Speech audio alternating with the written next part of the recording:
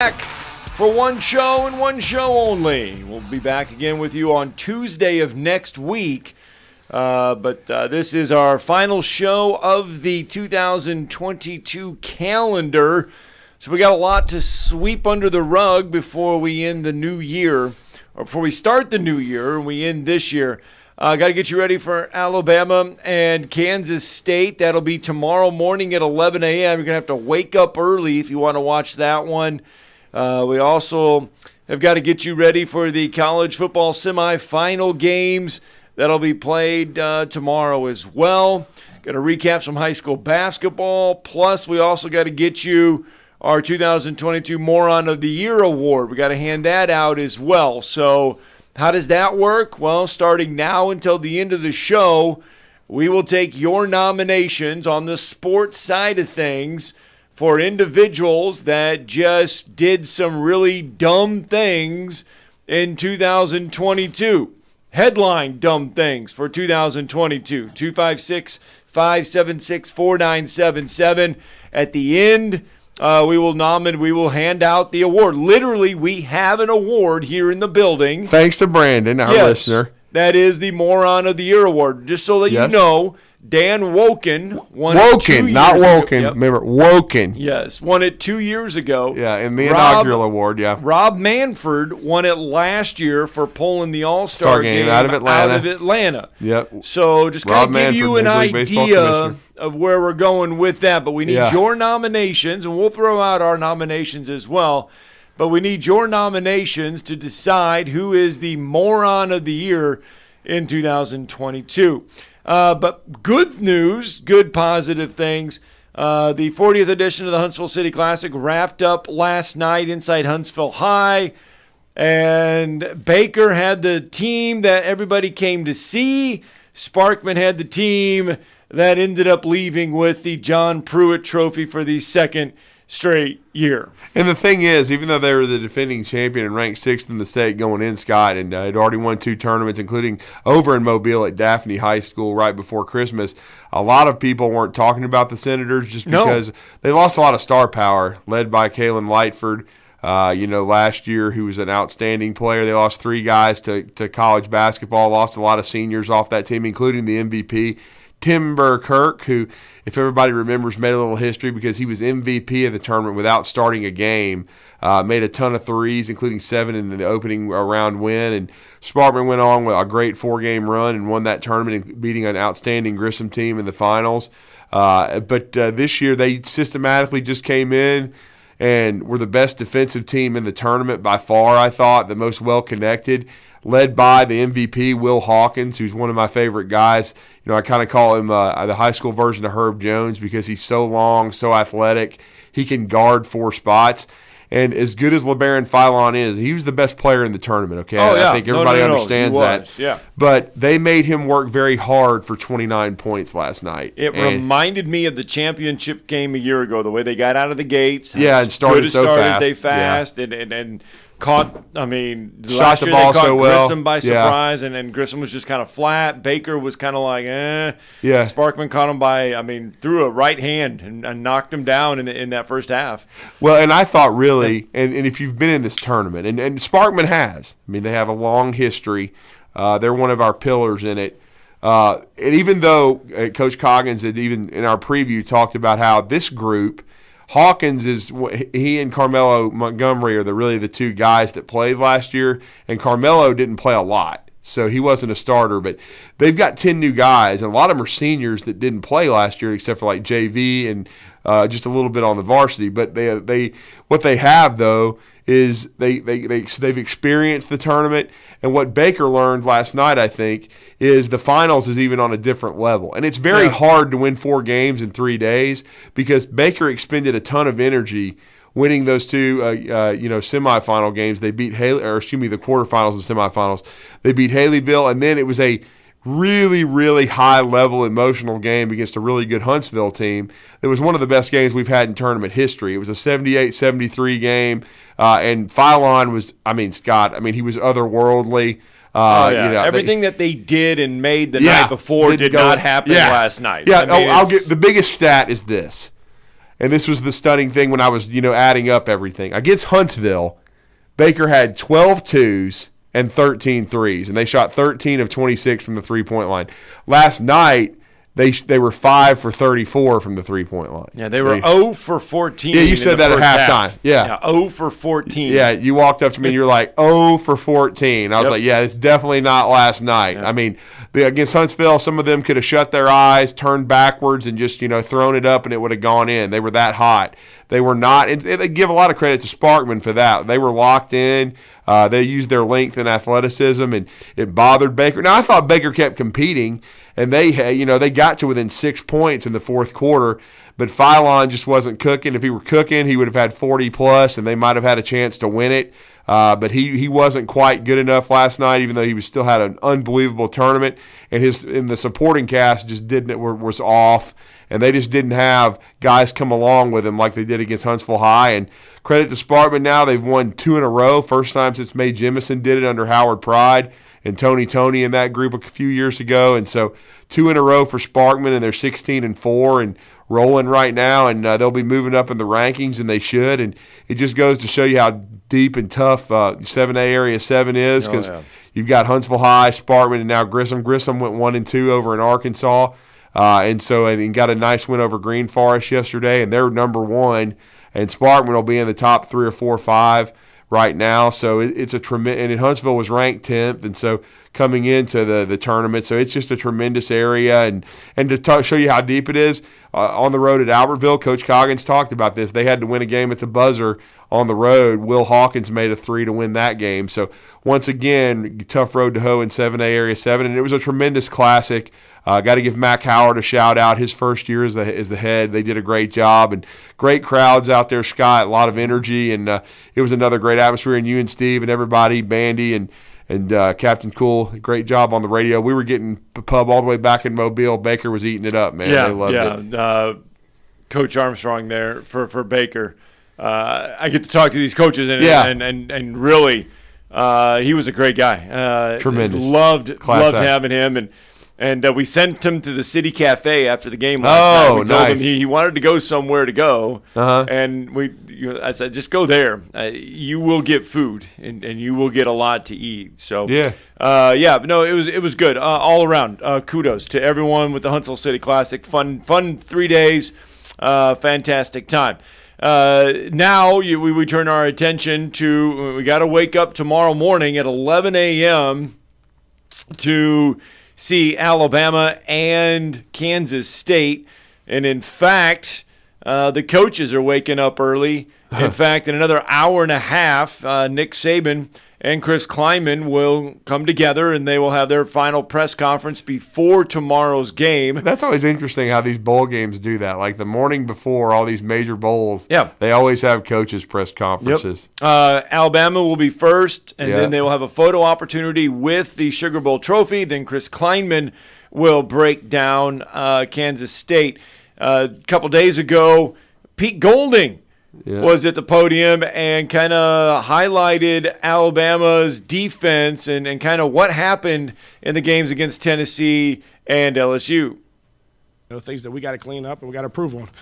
But there's that part of being competitive greatness, being at your best when your best is needed, whether that's a call or whether that's a play, and a player doing his job. So, we all got to improve on that. Please raise your hand if you have a question. We have time for one more question. Again, Aaron Solzy, I know you're not focused on the future, but do you plan to be at Alabama next year? I'm still under contract, so absolutely. Yeah, still under contract. Avery Johnson said the same thing, then he wasn't. But, Pete Golding may very well be back. We'll see. Maybe there'll be a shuffling of responsibilities. I expect changes. You can't bring this defensive staff back intact. It's not good enough. That's why they're in this game. Everybody wants to complain about Bill O'Brien. I get a lot of messages. Oh, please tell me Bill O'Brien's going to the Patriots. Is he not agreed yet? Why isn't he gone? Alabama averaged 40 points a game. Okay? Alabama, they scored 49 and lost. They scored 31 and lost. There's more problems on the defensive side of the freaking football than there is on the offensive side for Alabama. Right. Okay? Right. Defense has been the biggest problem. In the 32-31 loss to LSU, the offense gave the defense the lead 5 times, and the defense couldn't get a stop. You just heard, Wild Turkey Golding right there talking about how, it's for competitive greatness if it's not a play, if it's a college, blah, blah, blah, blah. You didn't do it, okay? And you gave up 52 to Tennessee. And when Jalen Hyatt cashes his first check in the NFL, he ought to send some of it to Pete, because I'm sorry, he had 5 touchdown catches and over 200 yards because they couldn't cover a naked cheerleader. Okay. Let's just be blunt. I'm gonna be that blunt because I don't give a damn.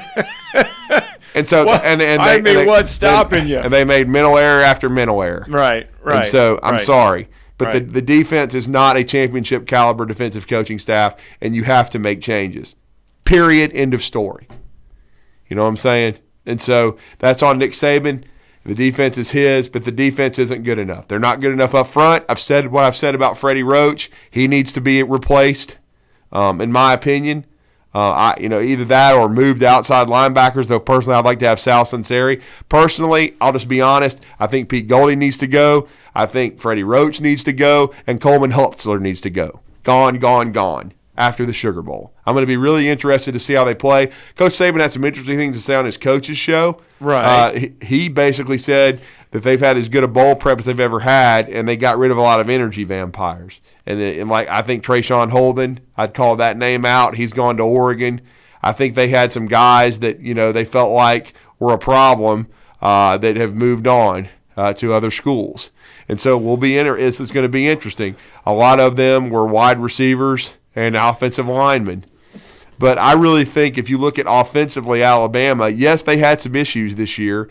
But if you look at since the second half of the Ole Miss game when they got back to trying to play power football and they Gibbs got a little banged up, but he was back.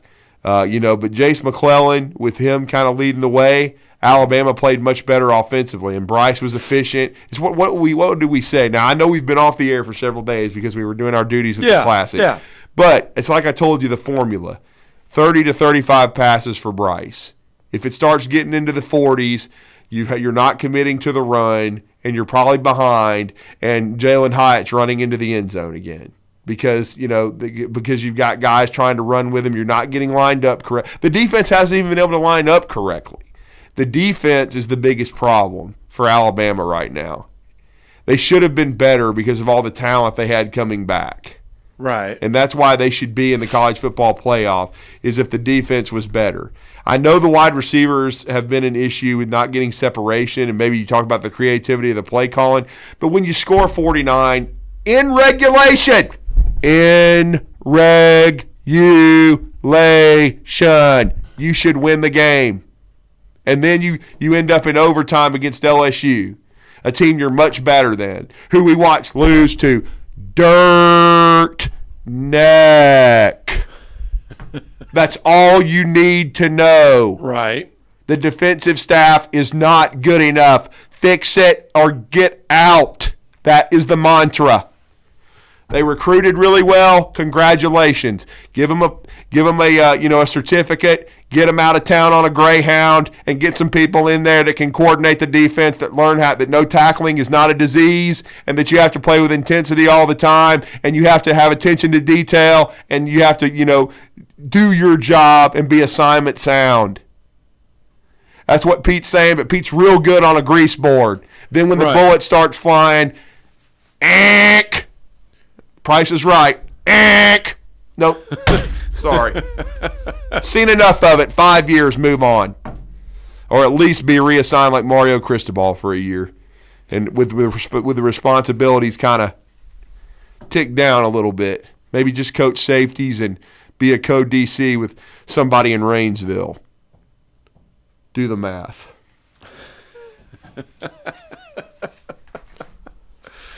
256. Yeah, I've been holding a lot of stuff in. Yeah, I've enjoyed the basketball. We've had 6 days, 7 days away. 256-576-4977. That's the number to the Neighbors Wealth Management Hotline. You can join the show this morning. Yes, we are back. We are live this morning on a Friday morning, getting you ready for Alabama, Kansas State. That'll come up tomorrow morning at 11 a.m. We do have football today, though. You got Maryland and NC State this morning at 11. Yeah. You got UCLA and Pittsburgh at 1. Mm-hmm. That is the Sun Bowl. You got South Carolina and Notre Dame at 2:30 at the Gator Bowl. You got Wyoming and Ohio this afternoon at 3:30. And then tonight at 7, you get 7th-ranked Clemson, 6th-ranked Tennessee So that is in tonight. the Orange Bowl. Yeah, yes, I was the wondering. Orange Bowl's this evening. Clemson, a 6-point favorite. I'm still not used to that. And what I'm saying is, somebody asked me last night, like, okay, when's the Orange Bowl? And I can't keep up with all the dang dates on this crap. And it used to be very simple. Yeah, it's like the first. That's what I'm thinking. And they're playing tonight. Yep. Used to wake up and you would have, I believe, the Fiesta Bowl in the morning. Yeah, that's right. And then you would have the Rose Bowl. Uh-huh. And then you would have you'd have the Orange Bowl to start, right? And then the Sugar Bowl was last. Hey, that was a good segue too, though, for Moron of the Year, the Rose Bowl. Yeah. We're just giving the Rose Bowl a nomination. Oh, yeah, because you just said the Rose Bowl, it's always, and I'm like, you know, the parade, and it's always at the same time, and we're never moving, and it's the Rose Bowl. Who cares? Move it. You can reschedule parades. You can reschedule a game. You can still have the Rose Bowl. It doesn't have to be on the same day at the same time all the time. Everybody else is moving. You move too. So there we go. The Rose Bowl with a nomination. And then I'm going to give the Chicago Bears a nomination if you hire Kevin Warren as your president. Read that from Adam Schefter last night. Yes. If you want to go into the toilet, hire Kevin Warren as your president. That's all I'm Kevin gonna say. Warren is being considered, or the A Bears strong are, candidate is what he yes, said. Yes. You know. But if I'm the Big Ten, I'm helping him out. I've got the Greyhound ticket already. Get the hell out. You know what I'm saying? Well, not so fast there, though, because remember, though, Kevin Warren did negotiate the biggest money rights deal for the Big Ten. He almost canceled the football season because of our president.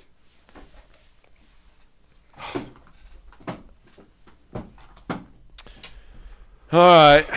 So there we go. Rose Bowl with the first nomination for Moron of the Year. Yep, no doubt.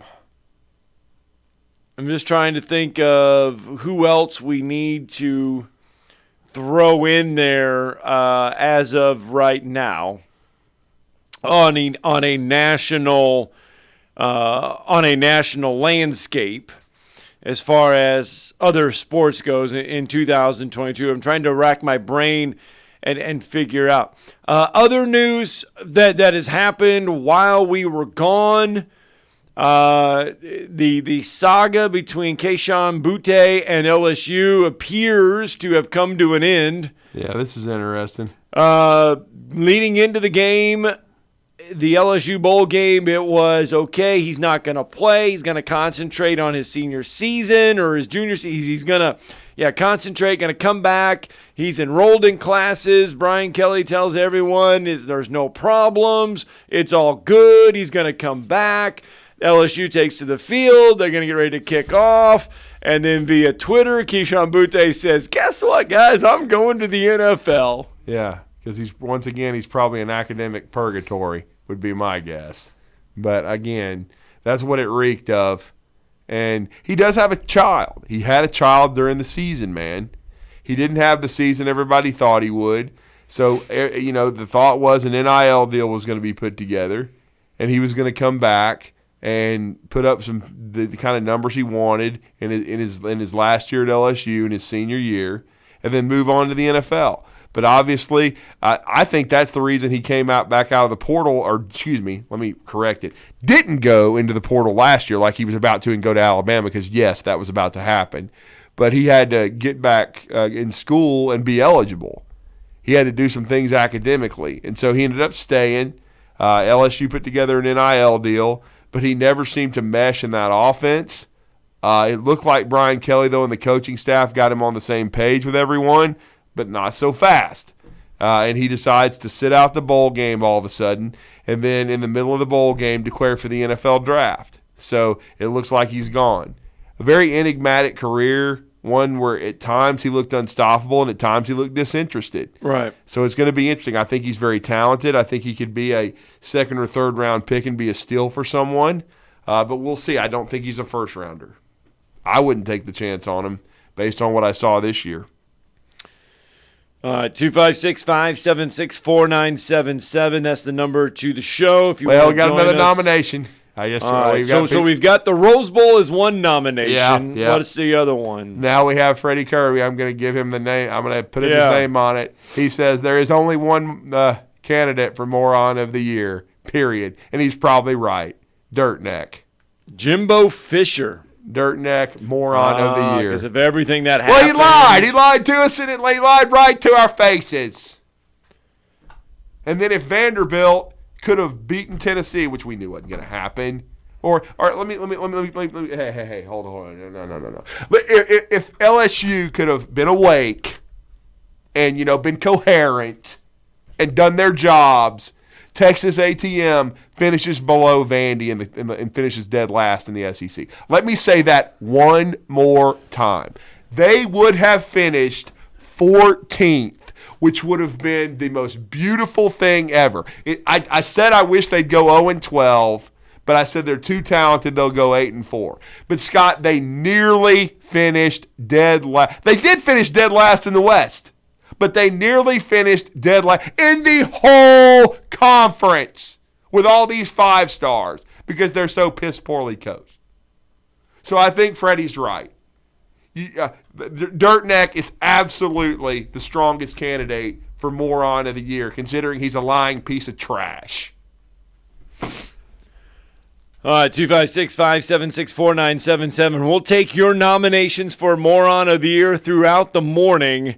And you can also do it at Twitter at 977ESPN.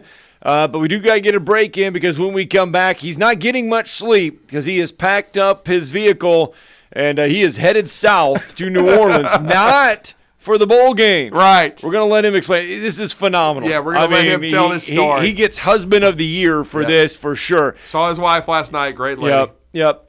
Jamie Coggins, Sparkman head coach, joins us next. 97.7 ESPN The Zone.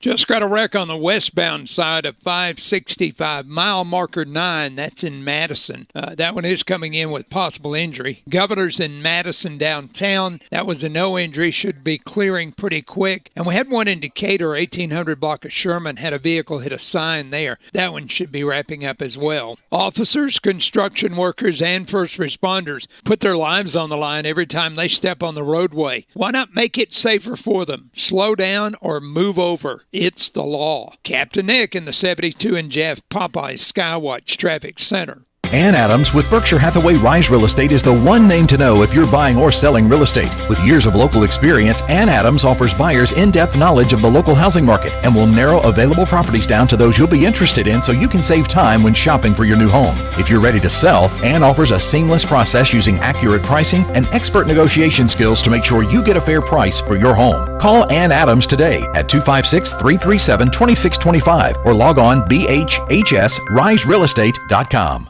The season is here. It's Woody Anderson Ford's 2022 year-end sales event, and we've got the best selection we've had in a long time. Nearly 400 vehicles to choose from and over 130 F-150s. We bet you'll find exactly what you're looking for. And while interest rates continue to climb, at Woody Anderson Ford today, you can lock in 2.9% financing for up to 72 months on a wide selection of our new Fords. As low as 2.9% for 72 months on 22 models of F-150, Explorer, Expedition, Escape, and Edge. Plus, get an additional $1,500 in bonus cash on 22 Edges. Offer ends December 31st. Or if a nearly new Ford fits you better, you can trade in and trade up on a Ford Gold Certified or Blue Certified pre-owned car, truck, SUV, or crossover.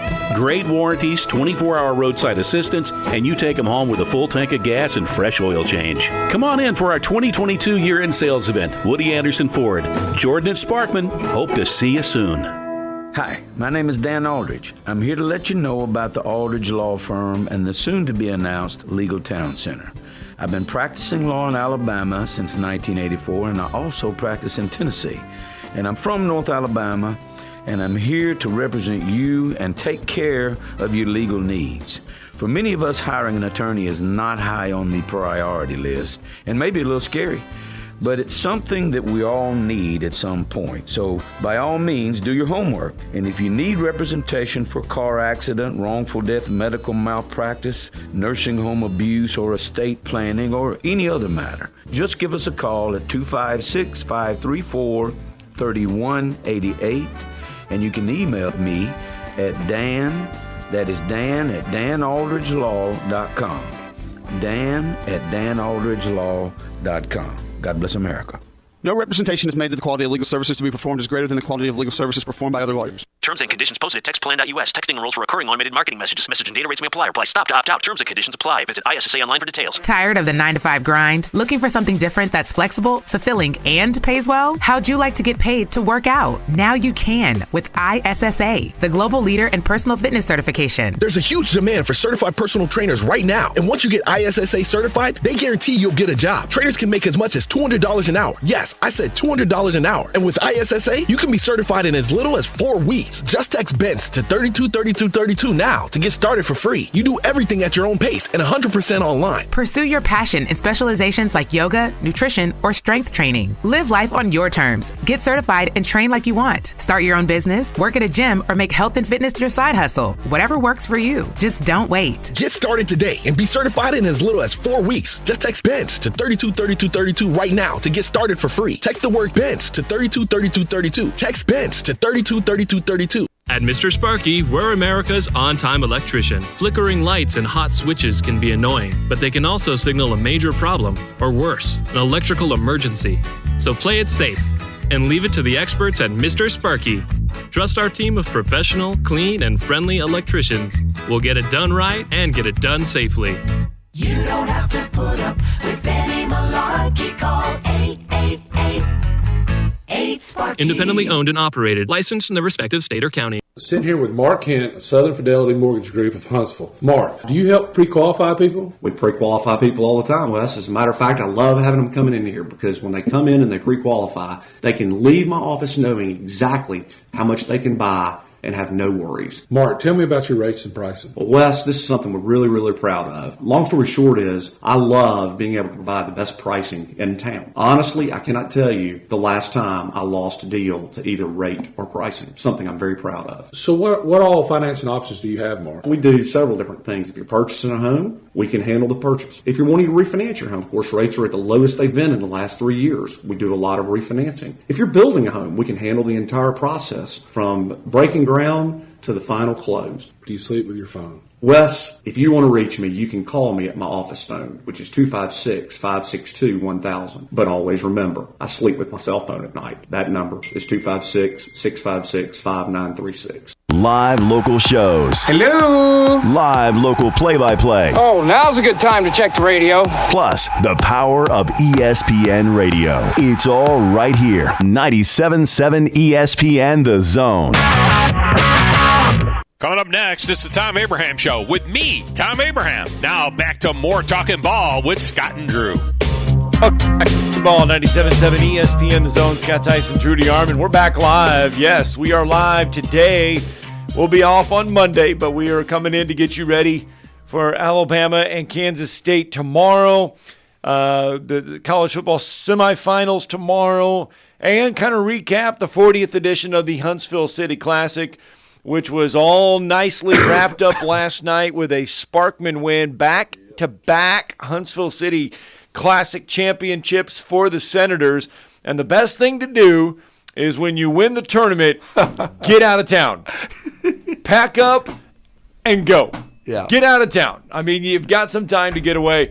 And Jamie Coggin's doing just that. I mean, so much so that he's joining us from the road, I believe. Coach, good morning. Good morning.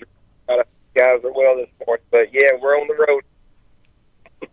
Absolutely, and we'll let you tell the story. Scott has he teased it pretty good. I know you guys were talking after the game, so tell us about this excursion to New Orleans before we relive a great night for your team last night. Well, I appreciate that, but I surprised my wife for Christmas with some tickets to the Expression for America at the World War II Zoo Museum. Oh, wow. We're going to go down, and she's a big World War II historian, myself as well, and we're going to enjoy this event tonight, and we're going to spend one night, and we just decided to wake up the next morning and go to the Bama game, and nice. then after that game, come on home. Not a better weekend there, Coach. That's a really I'm sure, and I saw your wife last night. Great moment for you guys. I know you were very proud of your guys. I mean, you got defensively, you put on a clinic against one of the greatest players we've seen in the tournament, a team that was very hot, that played at a very high level against Huntsville High. But you guys are 8-0 the last 2 years. It's a very difficult deal to win 4 games in 3 days, but a big-time show of toughness by your team, Coach. Yeah, I mean, Drew, exciting, amazing 3 days. When you talk about our defensive prowess on that end of the floor, I mean, we really stepped up. We had a game plan to try to limit LeBaron. You can't stop him. He's a special talent and is going to be just a fabulous player on the next level. And we tried to limit him. We tried to make it really tough on him. And I thought our guys executed the game plan. And, they stepped up and showed a lot of toughness. Toughness. Defensively, you guys were tough the whole tournament. It wasn't just that championship game. I mean, it was every game. How proud of you of the defensive effort? Because lots of times when you get into these tournaments, you play that second game and maybe the defensive effort is a little lacking, or you get one game where the crowd's just not into it and it's just kind of easy to get back on your heels and kind of rest. How proud of you of every game? It was a high defensive effort. Yes, I mean, we've been doing this for a while now, Scott. I mean, we have really our identity has become the defensive end this year. This is one of the best defensive teams I've had, and the guys have really bought into it. And it's every single guy that's really stepping up and doing a good job on that end of the floor. And we've really worked hard on it, and we've hung our hat on that. And the guys they've just done an excellent job. And to do it against a player like LeBaron, and then against Buckhorn, Caleb Holt, and Jeremiah, and then Chase McCarty at Westminster, and the Bob Jones 3-point shooter. I mean, I just tip my cap to my guys. They've really worked hard at it. They've given us a great effort, and they've executed well on that end of the floor. Well, I got to tell you, Coach, I don't think people are making enough of – because I think Bob Jones is really, really good. And they beat Huntsville. They beat Huntsville to finish third, 51-46 yesterday. Very athletic group, and yet you guys beat them 62-28. I was talking to Luther Tiggs after the game, and he gave big-time kudos to your team. He said, I didn't even recognize my team out there. I just thought the defensive job you guys did on them was unreal, because that's a team that I think is going to be very dangerous. They haven't played an area game yet, 7A, Area 8, but they're a tremendous team. They've gotten so much better. They're a good defensive team in their own right. I thought they did a great job against Huntsville and showed a lot of toughness in coming back to win that game after they did not perform well against you guys. But running that gauntlet, as you said, Buckhorn had a great game, lost a really close game against a really good Jacksonville team in the 5th place game. But, that top 6 in our tournament this year is going to be as good as the state tournament or better. I just think your team deserves so much credit for the 4-game run. But that performance against Bob Jones was really, really good. Well, I mean, when you look at that game, Drew, it was a pretty tight game at halftime, 22-16. Yeah. And so we told our guys that, we're not making shots. We just got to keep guarding, and maybe good things will happen. And then finally in that third quarter, just all the stars lined up, and we still guarded well, and then we started making some shots. I mean, we made a couple of threes, and then it became infectious with the rest of the team, and we were just like playing out of this world in that third quarter. And you got to give credit to Luther and Bob Jones, because to come back the next day and beat a real talented, good Huntsville team says a lot about them bouncing back. So,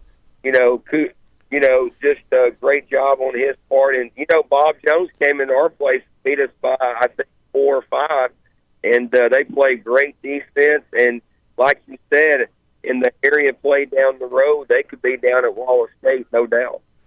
Yeah, Coach, the end result, though, is you get a win last night over a very talented Baker team. And I know you guys did a fantastic job of slowing down LeBaron Feinlon last night. But your thoughts on just seeing him play up close? Scott, slowing him down is the word because you can't stop him. I mean, I still had 20. But what we were trying to do is we were trying to make him earn it and just make him work hard for it. But I'm going to tell you, this kid right here is one of the best to ever play in the Huntsville Times, maybe the best. And he's one of the best in the state that I've seen. I've been watching basketball for a long time. And this kid, oh, my goodness, he's just so special with the ball in his hand. He can get to the rim. He's got juice in his game. It's the hesitation, the way that he slithers into the lane, drawing contact. He can make the three, just tremendous upside. And then he just seems like a great kid. Just encountering with him, the way he, interacts with the crowd. He really gets along with everybody, very personable, and seems like a very affable kid. So, it was special having him in the tournament and him up here in our community for these 3-4 days. And it probably made you nervous every time he touched the basketball. I mean, everybody's buzzing, man. Yeah. Oh, yes. I mean, it reminded me of those days where you have a Trevor Lacey, a John Petty back in those days, and I'm telling you, the sky's the limit for this kid. I can see him, not only successful on the college level, but I could see him playing, in the league one day. No question, but I got to give kudos to your MVP. Your entire team played well, but I've always loved this kid. As I told him last night, you're a winner. I was telling college coaches he's a winner. He knows how to play. He can guard 4 spots, if not 5, on the high school level. Will Hawkins, I thought his defense early was tremendous. He got out in the open floor, too, and finished. He had 17 last night. He affects the game in so many more ways than just scoring. Coach, I think he's improved his shooting, and certainly he's scoring more for you this year. But I've always loved the intangible things he brings. I basically call him high school Herb. Like Herb Jones is what he reminds me of.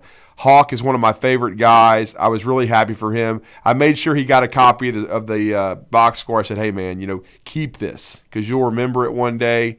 Because you're as a senior, you win this thing. You've won it the last 2 years. You're MVP. But just a tremendous player, tremendous kid. He's very, very quiet and seems like he's a team kid, but great player for you, Coach, and just a tremendous leader for your group. Absolutely. I mean, number one, he's a great kid. He's a low key kind of guy.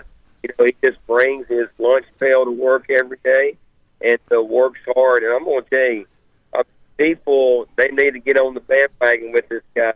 We've talked to a lot of people about him. I mean, they need to come get him because his upside is true on the road. He has such great potential. But like you said, I mean, you got to give him so much credit. By the end of it, he was tired. He was tired during the game. Yeah. Coach, giving everything I got. And we changed just a little bit to give him a little bit of a blow because, I mean, look at it, Drew. I mean, he's guarding Caleb Holt at Buckhorn. He's guarding McCarty at Westminster. I mean, this guy's giving everything he's got. 3 days, 4 games. I mean, just the way he guarded LeBaron and making him work for it, his length, the way he just harasses the ball and goes to the glass, cleans it up, and then the way he runs the break on the offensive end, I mean, finishes just with thunderous dunks. I mean, and then like you said, his skill level has improved so much. He's really, really worked hard on that.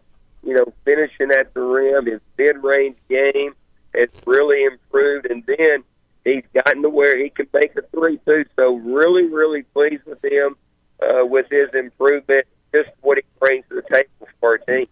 And then, Coach, your team overall, you mentioned in the preview you got 10 seniors. A lot of these guys didn't play a lot last year, but talk about how they're meshing, and you guys just seem to – I know you got a 10-game run now before the area tournament, but just tremendous the way this group is coming together and playing as one.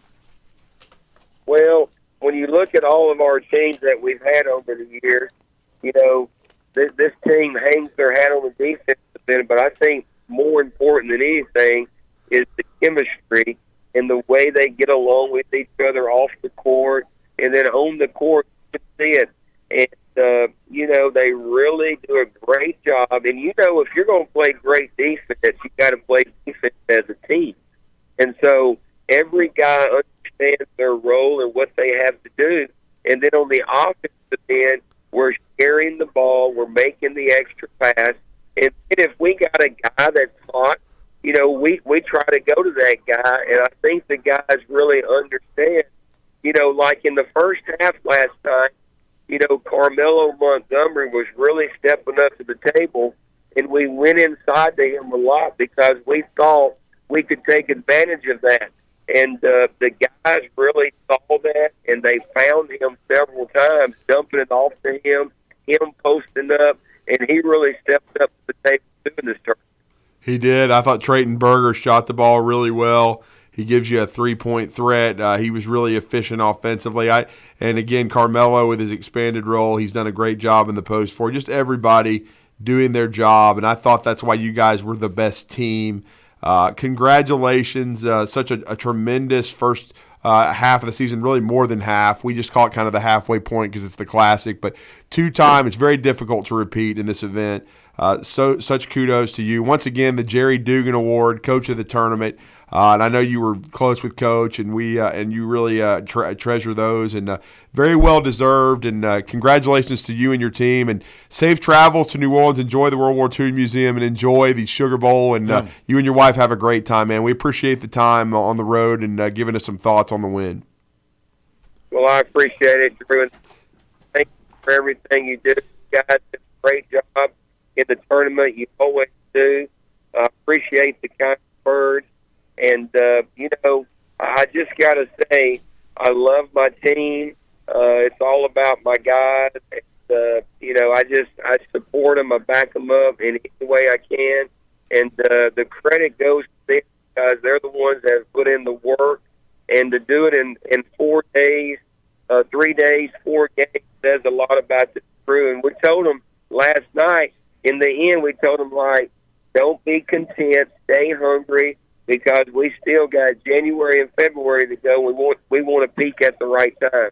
No question about it, and make that run for a blue trophy. Congratulations, Coach. Happy New Year, and great job for the Senators. Great championship. Hey, I appreciate it. Thank you, guys, and happy New Year to you, and I hope you guys have a great weekend and enjoy the show. Yes, thanks, sir. Coach. Jamie Coggins, Sparkman head coach, joining us literally on the road to New Orleans. Gonna get some beignets. We got to get a break in. When we come back, more nominations for Moron of the Year and your phone calls, 256-576-4977. 97.7 ESPN The Zone. We've got one accident showing. It's on 565, westbound side, mile marker 9. That puts it close to Wall Triana. That one may have had a minor injury involved. Traffic load may be just a little lighter than normal, but there's still plenty of folks on the road. Snelling needs production schedulers for Northeast Huntsville, 9 to 6, Monday through Friday. Snelling, how the area's best companies hire talent. Huntsville.snelling.com. Captain Nick in the North Parkway, Popeyes, Skywatch, Traffic Center. The Alabama Securities Commission regulates the investment industry in Alabama and protects you from financial fraud. Anyone asking you for investment money must be licensed. Fraudsters attempt to lure investors by offering high returns and attractive products like a coronavirus vaccine or cure, rebuilding communities after a storm, or gold, oil, and gas. You are careful with your money, but fraudsters aren't. Before you invest, call our hotline at 1-800-222-1253 to verify the licensing of the person making an offer and the product. Call before giving your hard-earned money to anyone. Don't get caught in a get-rich-quick scheme. Learn more about the red flags of fraud and find free financial education material on our website at asc.alabama.gov. That's asc.alabama.gov, or call our investment hotline at 1-800-222-1253. Paid for by the Investor Protection Trust and brought to you by the Alabama Broadcasters Association and this station.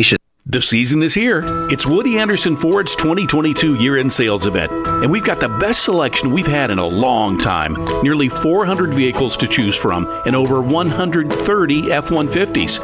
We bet you'll find exactly what you're looking for. And while interest rates continue to climb, at Woody Anderson Ford today, you can lock in 2.9% financing for up to 72 months on a wide selection of our new Fords. As low as 2.9% for 72 months on 22 models of F-150, Explorer, Expedition, Escape, and Edge. Plus, get an additional $1,500 in bonus cash on 22 Edges. Offer ends December 31st. Or if a nearly new Ford fits you better, you can trade in and trade up on a Ford Gold Certified or Blue Certified pre-owned car, truck, SUV, or crossover.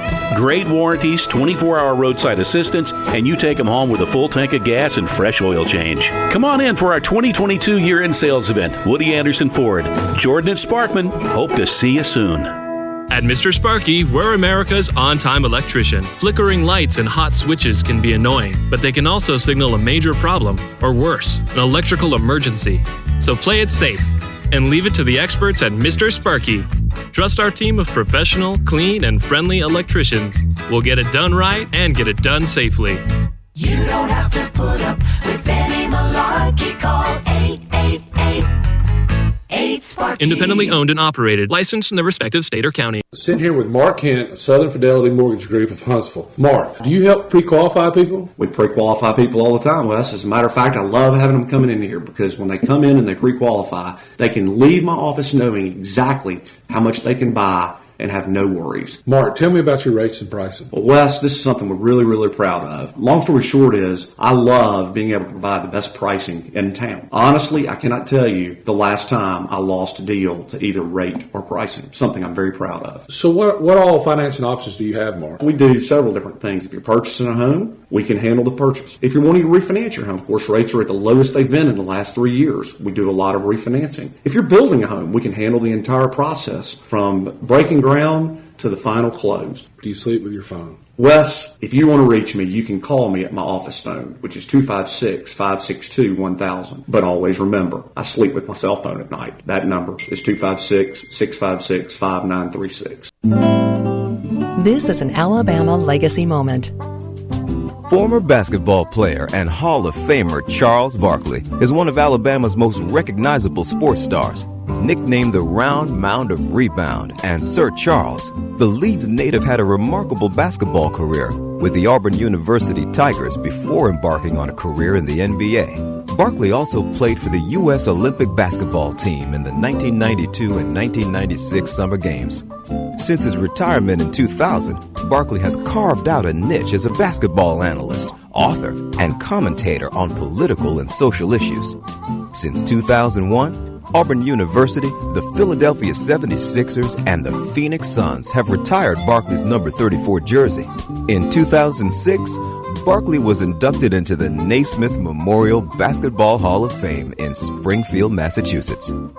Sponsored by the Alabama Bicentennial Commission, the ABA, and this station. This will turn journalism on its ear. Watch our stream on WZZN TV on Twitch and YouTube. But you are the greatest hero in American history. We are 97.7 ESPN, The Zone. This is Eli Gold, voice of the Alabama Crimson Tide. Now more of Talkin' Ball with Scott Tyson and Drew DeArmond on your home for Crimson Tide Sports 97.7 ESPN The Zone. Roll Tide.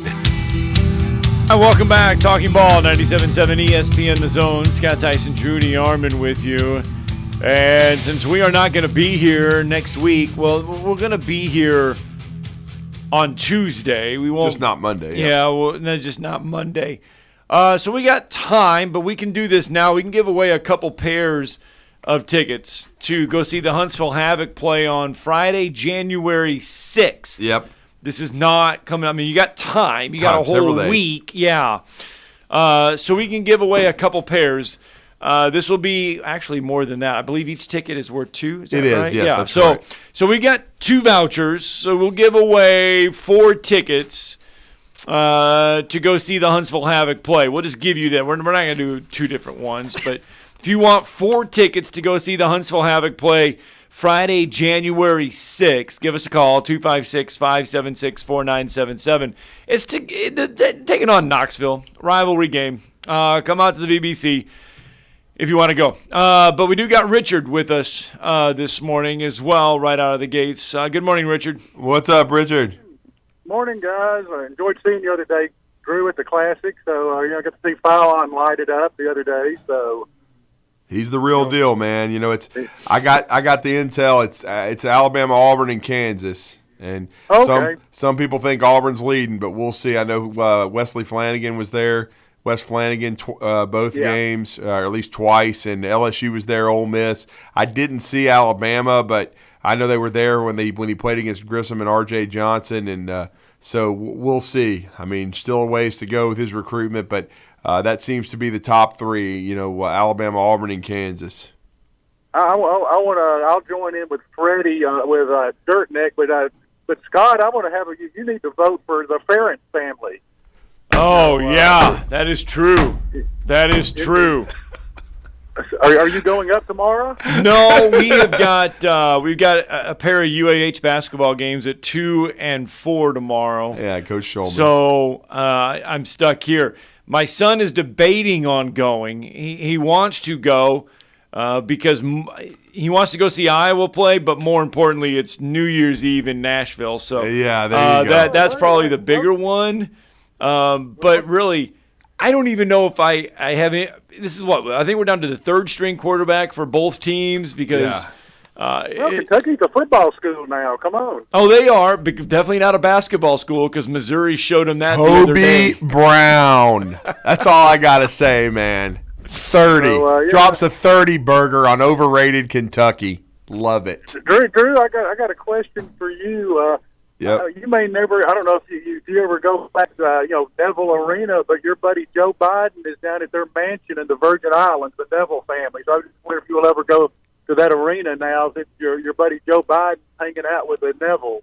No comment on that. He's on vacation down in the Virgin Islands with them. So I'll just. But I think I think the Ferentz family is a good vote though for the if, like I said, if people think Bill O'Brien's bad, they would hire Bill O'Brien in 2 seconds. Yeah, up in Iowa. Yeah, we'll trade you, Alabama. We will take. I mean, Bill O'Brien's like Homer Smith. I mean, come on, compared to what Iowa's doing. We'll take Bill O'Brien. We'll give you Brian Ferentz. We'll give you. You want unimaginary offense. We're not even unimaginary, no offense. Yeah. You want no offense. I mean, if you're mad because you're scoring 40 points a game, try scoring 4. Your defense outscoring your offense. Yeah. Well, have a happy New Year, guys. Thank you, Richard. Thanks, we appreciate Richard. See you later. Bye. All right, Jay's with us this morning. Good morning, Jay. Okay. Oh, okay. Call back, Jay. Yeah. Let you back later. Yeah, I mean, look, that's the thing. I mean, you mentioned it in the first part of the show. Alabama's offense averaging 40 points. It's worse other places.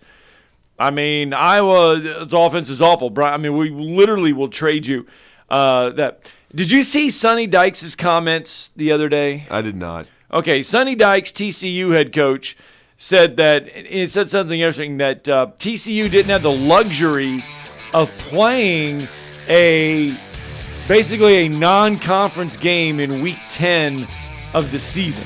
Yeah. They didn't have a chance to play that easy game like other conferences. Who cares? You choked and lost to Kansas State, and who Alabama's got to beat now, okay? You're in the playoff. Take advantage of it. If you get your ass beat, oh well. But, you're in it. You got a chance to win it. Stop whining and step up or get smashed. I still think Michigan's going to whack them. We'll talk more about the college football playoffs. Alabama and Kansas State coming up next. Ryan Fowler and join us from Tuscaloosa.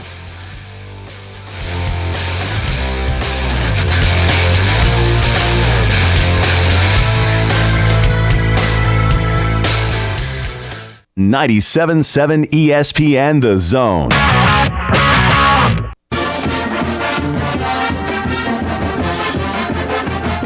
From the University of Alabama, this is Crimson Tide Today.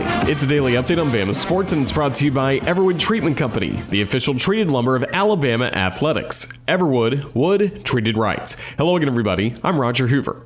Earlier this week, Alabama linebacker Will Anderson Jr. met with the media as the Crimson Tide prepares for the 2022 All-State Sugar Bowl in New Orleans. Well, for me, it really wasn't about the pros and cons. I know that I feel like that's a more private conversation for, me and Coach that we talked about.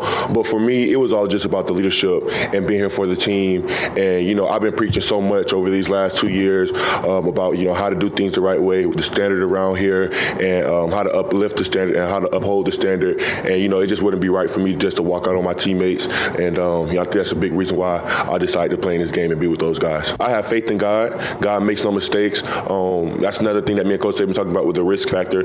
That was never anything in my mind. I've been playing, 3 years here? I'll have more in a moment. Producing championship quality lumber is not an easy process, but at Everwood Treatment Company, it's our only process. Wood treated right. Everwood is championship quality lumber for decks, outdoor structures, commercial jobs, and more that you can build your reputation on. No rot, no decay, no termites, no problems. Just wood treated right. To locate your local Everwood store, visit everwoodtreatment.com. Everwood Treatment, official lumber of the Alabama Crimson Tide.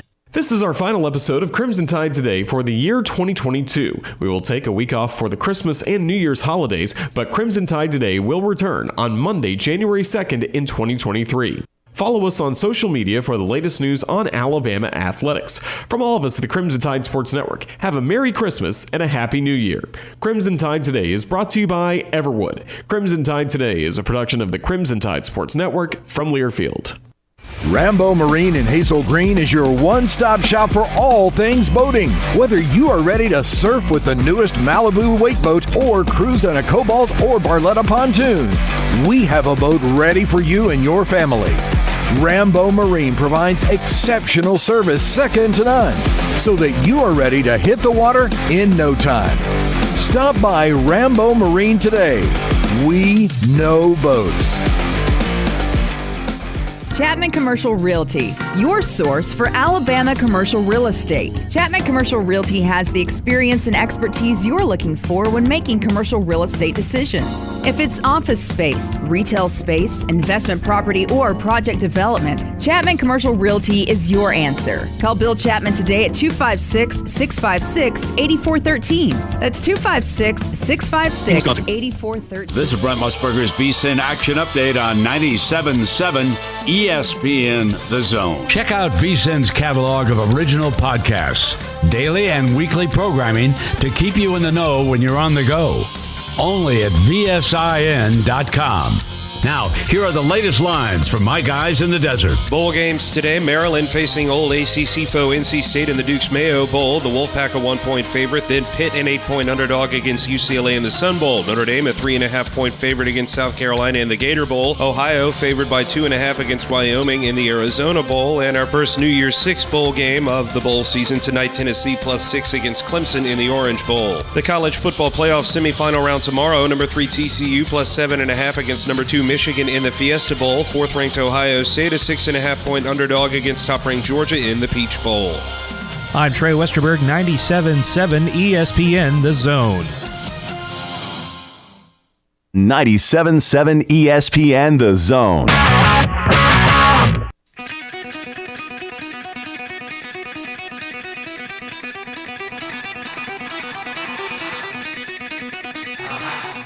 Welcome to Talkin' Ball with Scott Tyson and Drew DeArmond. Call into the Neighbors Wealth Management Hotline now, 256-576-4977. That's 256-576-4977. Now, here's Scott and Drew. Hi, welcome back. Talking Ball 97.7 ESPN The Zone. I know your ears are right. We are live today. It's our one show of the week.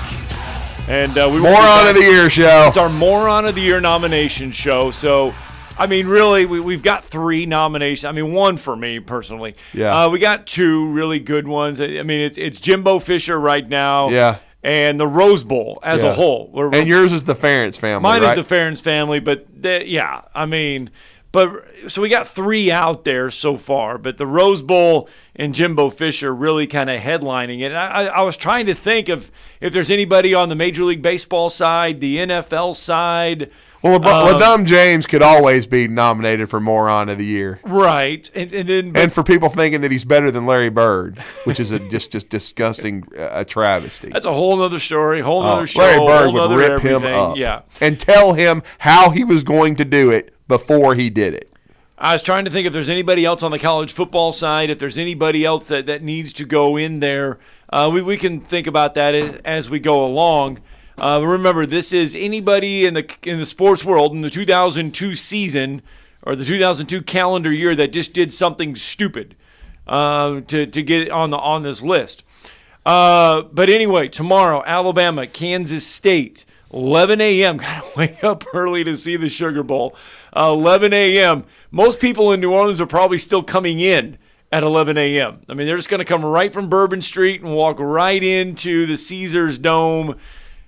All in all, smelling like Bourbon Street, walking right into the game. No question about it. Our next guest is certainly not going to be nominated for Moron of the Year, but I hope he has a nomination for us.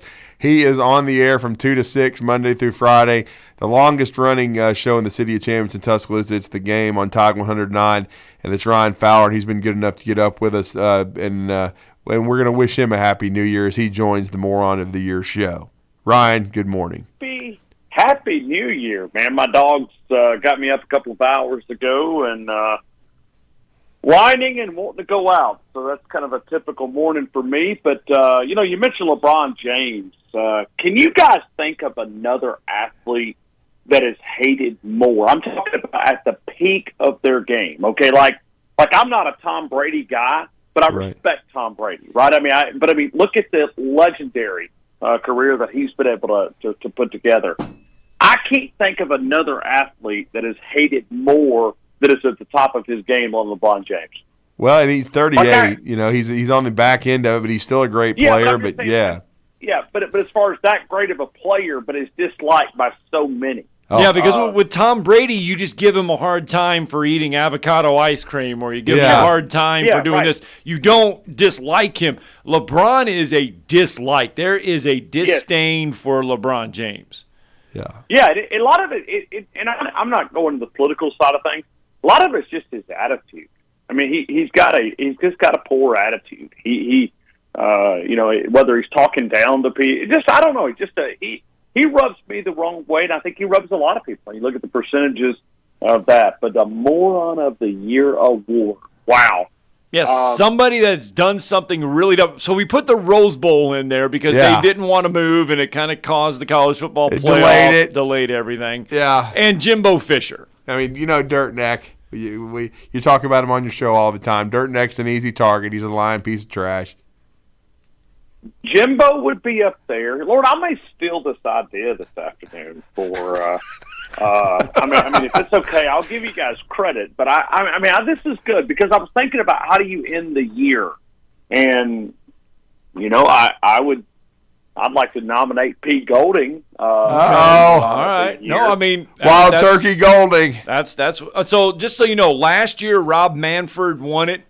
Because he moved the All-Star game out of Atlanta. That's correct. And the year before, Dan Woken. Woken. I got to say it right because, we have nicknamed it Dan Woken. But that was the inaugural champion. So those are the past two winners. Okay. But now let me just and this is just different, okay? And I listened to Pete Golding yesterday, and I don't even know what I was listening to that press conference. I mean, it was like, and I know I'm a Bubba Gump too, but I'm also not the defensive coordinator at the University of Alabama, right? Making $2 million a year. But when you listen to, he sounds and he looks like he just got out of bed. Yeah. And like, I mean, he has that look. But I mean, has there ever been a more? And people are like, why are you so hard on him? Why am I so hard? This defense had a chance to be historic. Historic. I mean, they had a chance to rival some of the great defenses of all time. This team underperformed on that side of the ball. I give Bill O'Brien a little bit of a mulligan because of the injury to Bryce Young. They still gave Alabama a chance to win every game. This defense did not have the injury. Yeah, I mean you could make some some role guys. Like Justin Bogby was not able to go. Yeah. For pretty much a lot of the season. But you go into this season, look at the secondary. It's just this team underperformed. Will Anderson had half the stats he had last year. Half. He cut it in half. So to me, I would like to nominate Pete Golding. And I'm convinced. I'm literally convinced that Alabama is just not going to be elite. I mean, go look at some of the defensive statistics. Like turnover margin. Turnover margin, Alabama's like 97th in the country. In missed tackles, according to ProFootballFocus.com, during conference play, I think they were 94th in the country. Now, we went from historic to not very good. And I don't know of any other excuse. I mean, I heard his excuses yesterday and the different things that he threw out. And he made the comment that everybody throws their best game at Alabama. Well, that's been happening since Nick Saban started winning championships here. That's just what happens in Tuscaloosa. Well, he also said that other teams use what has been successful. Well, that's not something that has happened in 2022. So my Moron of the Year award, I give it to OP. Well, and I don't blame you. And I went on a rant before you came on in the first hour, Ryan, and I said a lot of these Alabama fans have been complaining about Bill O'Brien and complaining about the entire coaching staff, and especially Bill. I think Pete Golding deserves more heat than Bill O'Brien. I do too. I'm sorry. Like I said, I just have a mulligan for Bill O'Brien. Could he have done more? Yes.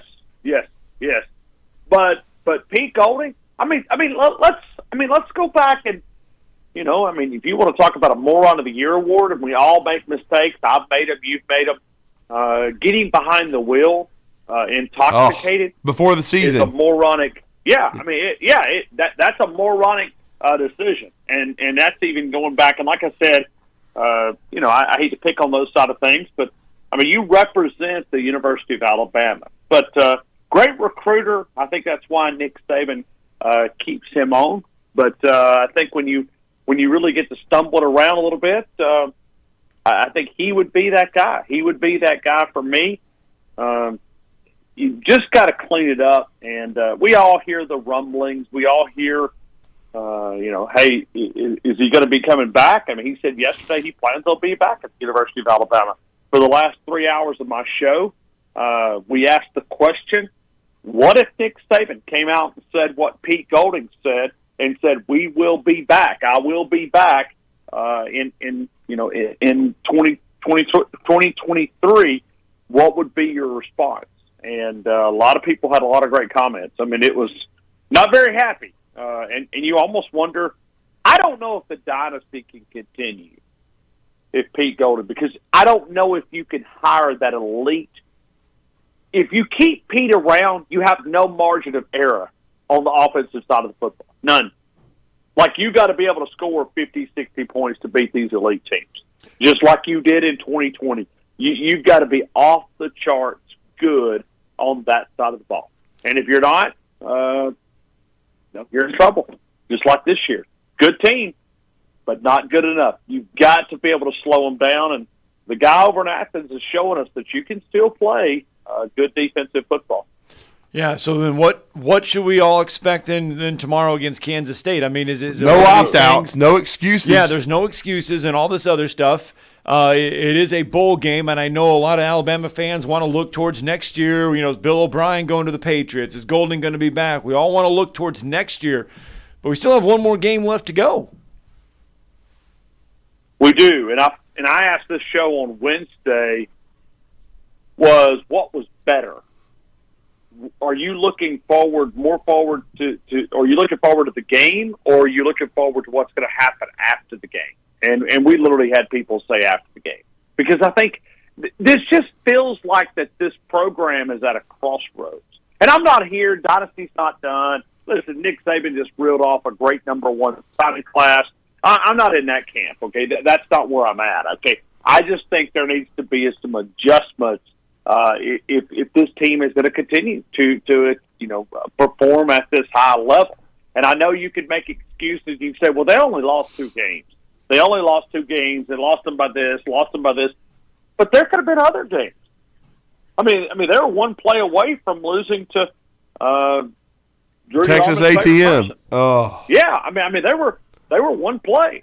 There's some other bounces that could have went the other way. So as many times as you can counter and say, well, they're only a couple of plays away, but they're a couple of more plays from having multiple losses. So it's just this team was too much talented, underachieved. This is like an A-plus student going into an intro class in college and making a D-minus. That's what this team did. Well, and we heard what Nick Saban said. I thought it was interesting about the energy vampires on his coach's show. And some of the guys, in my opinion, I called them out, like Trayshawn Holden, who have left. We've had, I think, and we've seen 12 guys leave out of the Alabama program. He said bowl prep has been great. So, once again, I think he's putting it on the coaches, right? Isn't he, to win this game? But okay, and I do think that a lot of these coaches, I mean, they're kind of, Rodney and I was talking about this yesterday on our show. Are these guys now coaching for their job? I say yes. I mean, I do feel that way, but I also think that they could probably save their job a little bit. I mean, if this team, but this team has been king of the words. Yes, they have been the talking champion. They have said everything that you're supposed to say. I mean, even when you get in there, the players. I mean, think about Will Anderson, okay? And I know Will won a ton of awards. It's great for him. But he literally said, talking about that something about he fears, what was it that anxiety, performance anxiety, right? No, that was the word. But he talked about disrespect. And he talked about you remember the word that he said that he feels it disrespectful when people walk on the field? Oh, yes. You remember that comment? Yes. I mean, I'm going, what? I mean, like, this team has talked the talk. But when the game started, they haven't really kind of walked the walk. I mean, this team has just I can't think of another team that I've been more disappointed with. Than this team right here, because we came in, we didn't even play our bold prediction show. We record a bold prediction show that's always in July. Yes. And we replay it on Christmas holiday. Wherever we're at, we replay it. And we see how many things we got right. To save the embarrassment of all of us, we just chose not to play it. We literally, because it was like, everything was like, okay, well, Will Anderson gets 20 sacks, and Alabama's defense does this, and Alabama's defense does this. They go 50-0. We thought that this was gearing up to be a historic season. Instead, they're playing at 11 o'clock in New Orleans. That's all you need to say, 11 o'clock in New Orleans. That describes this year. I still can't get used to the Sugar Bowl kicking off at 11 a.m. Yeah, it used to be in prime time. Yeah. So 11 a.m., and we'll find out what this team, if they've got anything left in the gas tank. But, they talk the talk, man. This was a talking championship. Well, and I quite frankly, we haven't had you on since they announced, but I was surprised that there was no opt-outs, honestly.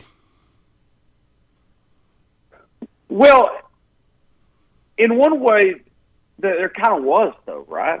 I mean, the transfer portal is kind of. That's a good point. Now. That's a great point. I mean, yeah. I mean, so, and I think that was part of the problem. I think you had guys half in, half out. Yeah. I think I've used the analogy of turning a 2-week notice in. You don't give it, your hardest effort. You're looking for that next opportunity, and here we are. We found out that a lot of these guys were in, and a lot of guys were out. We found out the ones that were dedicated. Listen, if we had 11 more Bryce Young and Will Anderson, we would be playing tomorrow morning at 11 a.m. Yeah. But instead, we had some guys with half in and half out, and I think they hit that transfer portal. I'm not saying all those guys were bad guys. That's not what I'm saying. But the transfer portal has set us up to this. This is the attitude that we have developed in college football to create these type of attitudes. It's just we need some change in college football, but we have nobody that's brave enough to stand up to the challenge. Maybe that would be another moron of the year award. Just the administration, the calendar that we're all having to deal with, the college coaches that are working 365 now. I mean, there is no off time. The morons that are so out of touch with their fans that they don't care about them, and they will buckle and bend over backward to the boys in Bristol, Connecticut. Maybe that could be the moron of the year. I mean, that would be a nomination, because look at the administration, the direction of college football. It's a mess. And it's a mess, and they've been able to survive probably one of the most popular times in college football history.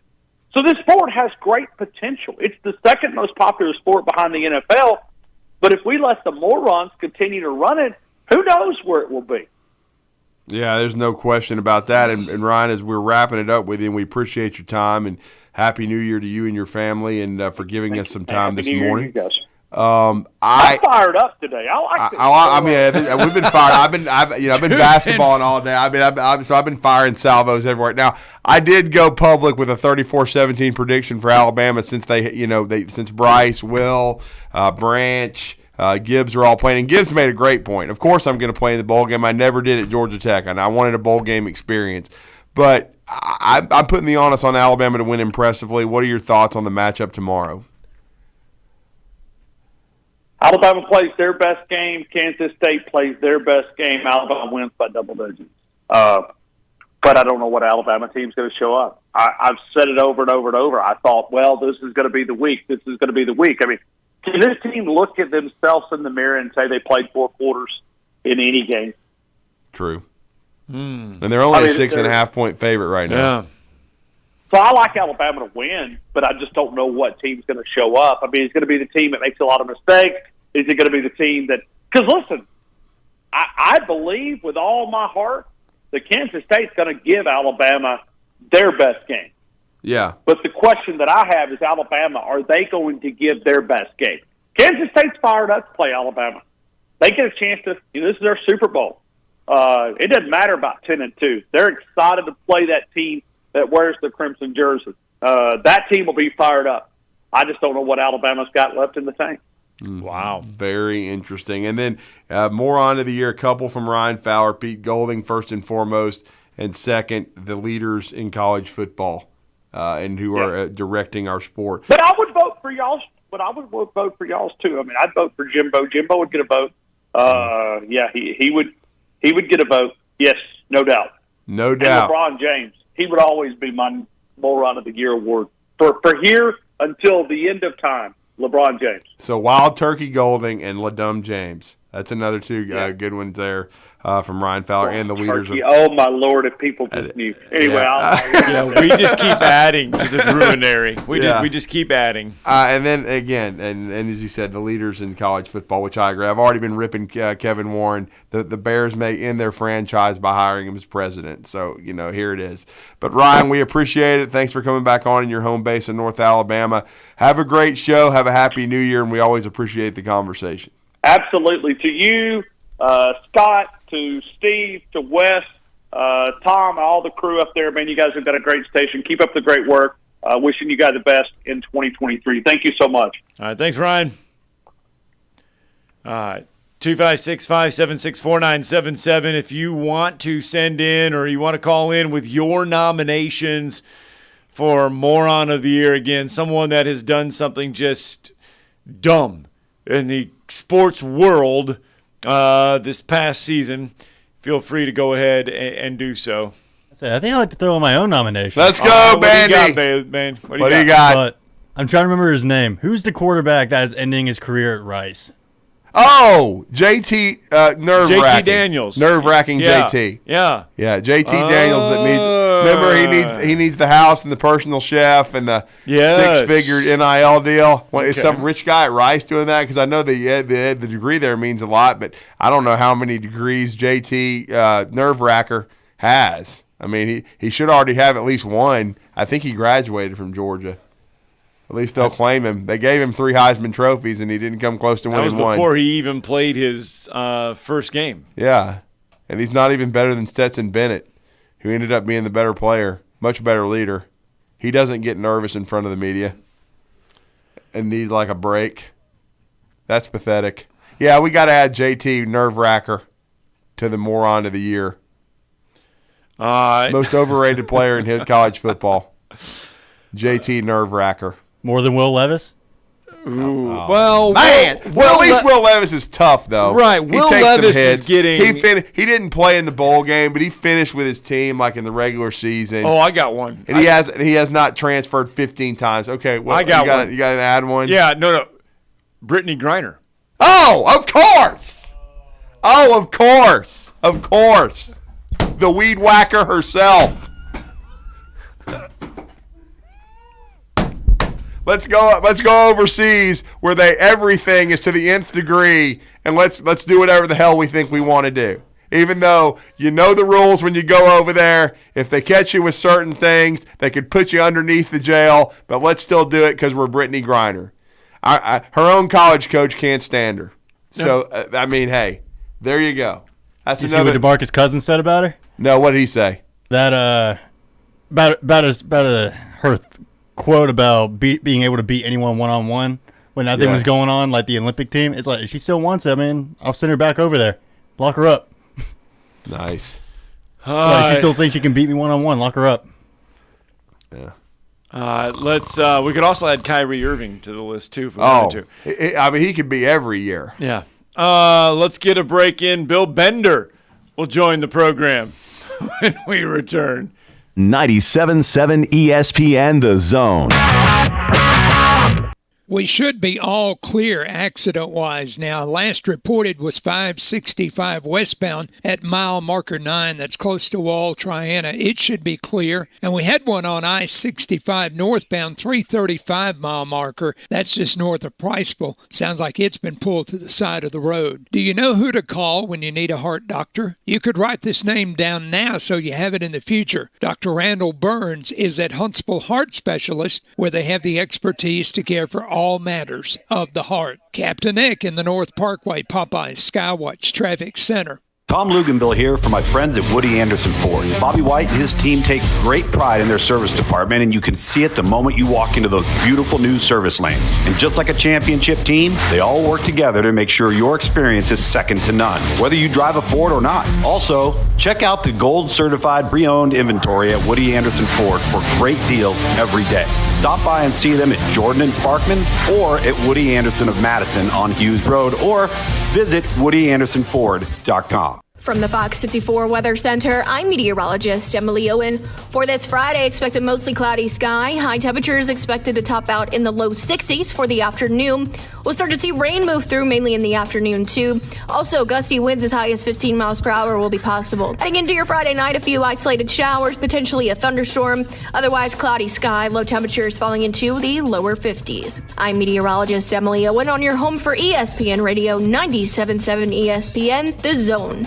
When I chose a garage door company, I did my homework. I needed Precision Overhead Garage Door Service. They have a 5-star Google rating. I checked their reviews and liked what their customers had to say. Precision Overhead Garage Door has lifetime warranty packages. Same-day service if I call before 2 p.m. If they can't make it the same day, my service call fee the next day is waived. They did a 25-point safety inspection on the door and operator. Now that's peace of mind. Residential, commercial, and gate services. Precision Overhead Garage Door Service. Call 256-400-4500. New Year's Eve in Nashville has a new twist this year. Touchdown, right up the middle, 45 yards. The 25th annual Trans-Perfect Music City Bowl is Saturday, December 31st at 11 a.m. Still on his feet, touchdown! Get your ticket to the biggest party in Nashville as the Iowa Hawkeyes and Kentucky Wildcats square off at Nissan Stadium. For more information on this year's game, including ticket availability, visit musiccitybowl.com. Presented by the Tennessee Lottery. Champy's Famous Fried Chicken started in Chattanooga, but the history of the fried chicken, hand-rolled Mississippi Delta tamales, and comfort food sides started decades before. Champy's Famous Fried Chicken is made from an old family recipe from down in the Delta, and everything is fresh and homemade, including all of the sides and desserts. Come visit Champy's Famous Fried Chicken. You'll find it's the best fried chicken and hand-rolled tamales you've ever had. On Madison Boulevard in the old Bison's location in the Publix Plaza with 22 taps in the full-service bar and 2 outdoor patios. See ya at Champy's. Rambo Marine in Hazel Green is your one-stop shop for all things boating. Whether you are ready to surf with the newest Malibu wake boat or cruise on a Cobalt or Barletta pontoon, we have a boat ready for you and your family. Rambo Marine provides exceptional service second to none, so that you are ready to hit the water in no time. Stop by Rambo Marine today. We know boats.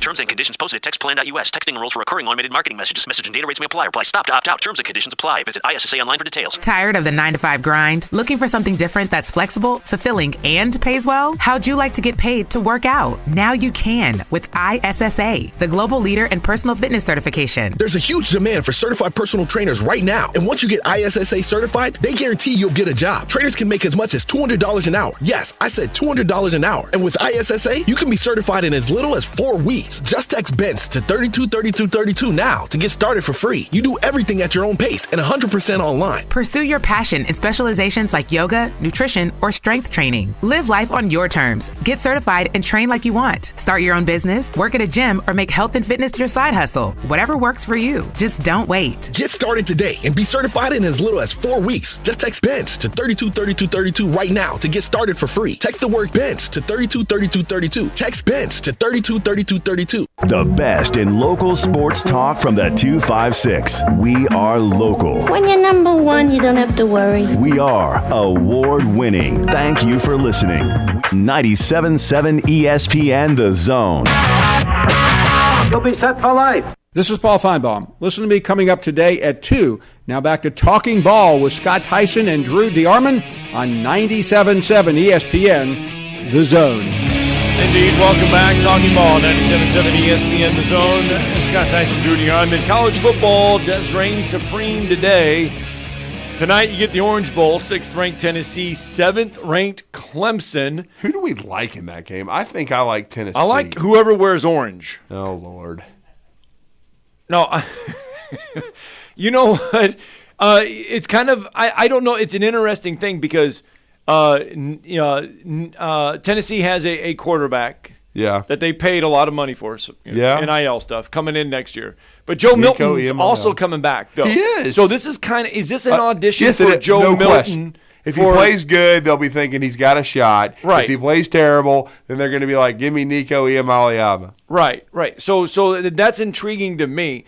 I like Tennessee. I don't know. They don't have Jalen Hyatt, though, so you got to go with this one. And then South Carolina, Notre Dame, Shane Beamer and company, 8 wins already this year. Do they have that Clemson hangover still? I know it's been a few days, several days, weeks since that game. Do they get past Notre Dame in this one? So it's 2 big ones for the SEC today. And then coming up tomorrow, obviously 11 a.m., Alabama, Kansas State. But at the same time, too, after that, you got college football playoffs. You got Georgia, Ohio State, Michigan, TCU. Yeah, we do, and we got to talk to it with the man that's going to be all over it. He is the college football editor, basically, and the lead reporter and writer for the Sporting News, one of the preeminent publications in the United States, one of the preeminent voices in college football media-wise, and that is Bill Bender. We hope he had a Merry Christmas, and we wish him a Happy New Year, and he's been good enough to join us this morning on the Neighbors Wealth Management Hotline. Bill, good morning. Hey, stop overselling me. Hey, good to have you guys on. Thanks so much for having me on. I'm looking forward to tomorrow. It should be fun. Now, are you going to be in Arizona? Are you in Arizona for Michigan, or where are you going to be? No, I'm home for these. Oh, okay. There you go. My editor's in Atlanta. I gotcha. Atlanta, and that's a short trip, and I'm gonna kind of have the bird's eye from home. But I'll be out in Los Angeles next week, and as you guys know, I'm a typical California personality from Ohio. Well, we don't blame you. I mean, hey, you probably got multiple televisions. You can watch both games. And I know you'll have your eyes on the Orange Bowl tonight. We just mentioned the Orange Bowl, though. Is this huge for Joe Milton? What do you think of this game? And then Klubnik, he's taking over. We know DJ Uiagalelei. I had to practice that for 6 months. He is going to Oregon State, already gone. Interesting for both of these young quarterbacks. Or one's older, actually. Klubnik. Yeah. Milton has had quite a journey. I remember when he was fighting for the starting job at Michigan, won it briefly, then lost it. Big arm, huge arm. He can throw it, but accuracy was kind of an issue. So, like you said, they're going to be calling for Nico before you know it. If he has a couple bad series, it's an interesting spot for Tennessee finally getting into the New Year's Day Six. Then for Clemson, I think Klubnik offers a taste of what they could be next year. I mean, he's super efficient, which is a great thing to have at quarterback. And, you start to second-guess their season a little bit because I still think they would have stuck with him. Maybe they win at least one of those South Carolina-Notre Dame games, and they end up maybe going to the college football playoff. But next year, I think Clemson becomes a lot more interesting with him calling the shots. Five-star quarterback. Hasn't disappointed me at all when you watch him play. Mm-hmm. And it's an interesting – I said I like Tennessee. I got a funny feeling Milton's going to play well. We've had some opt-outs for Clemson defensively. I just think the SEC is stronger than the ACC. Now, in these bowl games, they don't matter as much anymore because you don't know who's going to play in them. But who do you like in this matchup? I think Clemson will win, but I like Tennessee to hang around and keep it close. For sure. I mean, that's definitely they're going to be excited to be there. I use the wear orange joke too. Who is actually wearing orange in the game, like in terms of the orange jersey. I'm not sure. Yeah, I don't know. I have not even seen. Yeah. We have jersey reveal stuff yet, so I don't know. To be honest, I'm not sure either, Bill. It's interesting though. I mean, SEC has had kind of a rough bowl season, but again, opt-outs are a huge part of it. Arkansas did come back and win a shootout, but we've seen Florida lay an egg. They didn't have a lot of guys available for the bowl game. And then we've been talking Alabama today. Alabama is one of the few had no opt-outs besides the transfer portal guys. So I'm just talking about important starters. Your thoughts on K-State, Alabama tomorrow morning? Yeah, it's going to be a statement game for Alabama for sure. I mean, I think the fact that Bryce Young's playing, Will Anderson's playing, shows that they're here to stay in terms of this year. And they want to make a statement, and that's I call them kind of the cover your eyes games. If they come out focused, it could be ugly. But they can't take Kansas State lightly, and I don't think they will. Kansas State had a balanced offense, 200 yards passing, 200 yards rushing this year, averaging a game, and Deuce Vaughn's nice. So it's not a question of motivation. I think it's a question of execution, and to me that favors Alabama. And as for the rest of the SEC struggles, I mean, we talked about it all year. The middle to the lower tier of the SEC wasn't that good this year. Right. Showing up in the bowl game. Very true. So you look at it, and how important, though, I mean, you look at what Chris Klieman has done with Kansas State. Great stuff there. I mean, how important is this one for Alabama? I mean, if they lose this game, I mean, what's going to be the narrative if Alabama falls in this bowl game? I don't know that there's huge consequences, honestly. I don't know that these games carry the consequences that they used to because of the opt-out. And in Alabama's case, they don't have guys opting out. I get it. You could be like, man, Alabama had a 3-loss season, and where do they go from here? I mean, where do we go? I would look at that and less than I would look at they just had another number 1 recruiting class. They're probably going to get some guys out of the transfer portal. I mean, quarterback's a question for next year, I suppose, but still going to have a really good team. Still going to have a top 5, top 10 team, or a top 5 team, not top 10. And they'll be right up there with everybody else in the polls to start next season. And I'll say this. I'm interested in the matchups because I think they could be better than maybe people were anticipating. Like, I still expect Georgia to win, but I think Ohio State will play their best game. So I think that's going to be a good game in Atlanta. And then in Glendale, when you've got Michigan and TCU, I think TCU is a pretty good football team. I still like Michigan to win the game, though. And I like Michigan and Georgia. But I know you talked about what Armageddon it could be if we see a Michigan. Okay, first I'm going to ask it this way. If Ohio State upsets Georgia and Michigan wins, well, I guess it's the biggest Michigan-Ohio State game ever, even though it'll be on a neutral site, right? Ever.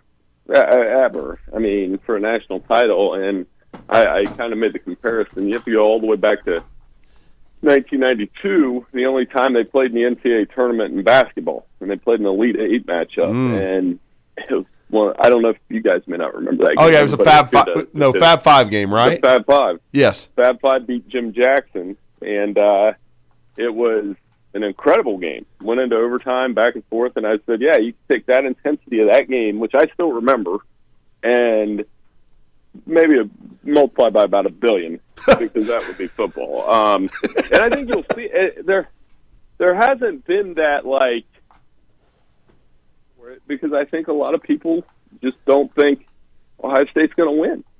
And if that's the case, like I was telling people on New Year's Eve, if Michigan takes care of their business, it gets to be about the fourth quarter and Ohio State's winning, you're going to see that start trending, and it'll be trending more than whatever celebrity they got running around on Seacrest show on New Year's Eve.